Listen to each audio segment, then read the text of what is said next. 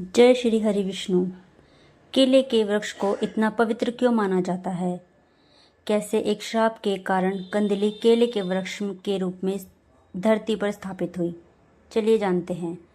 महर्षि दुर्वासा, जो अपने अत्यंत क्रोध के लिए जाने जाते थे, उनकी पुत्री का नाम कंदली था। वह अत्यंत सुंदर और गुणवती थी।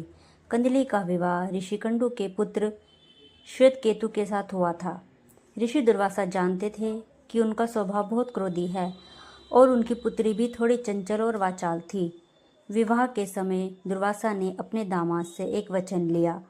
उन्होंने कहा, मेरी पुत्री के 100 अपराधों को तुम क्षमा करोगे, लेकिन यदि उसने 100 से अधिक गलतियां की तो तुम जो चाहो दंड दे सकते हो।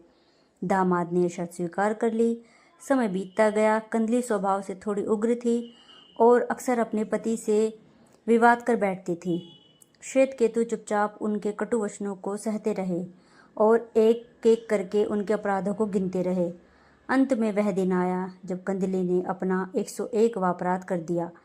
जैसे ही अपराधों की संख्या 100 पार हुई, श्वेतकेतु का धैर्य जवाब दे गया। उन्होंने क्रोध में आकर अपनी पत्नी कंदली को भस्म हो जाने का श्राप दे दिया। कंदली तुरंत राख के ढेर में बदल गई। जब ऋषि दुर्वासा अपनी पुत्री से मिलने आए तो उन्हें सत्य का पता चला और वह अपने दामाद पर बहुत क्रोधित हुए।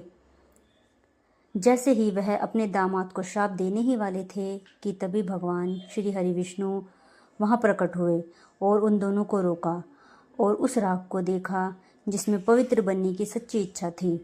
तभी भगवान विष्णु ने उन्हें राख के ढेर से वृक्ष बना दिया और उसी क्षण राख से उगा केले का पेड़।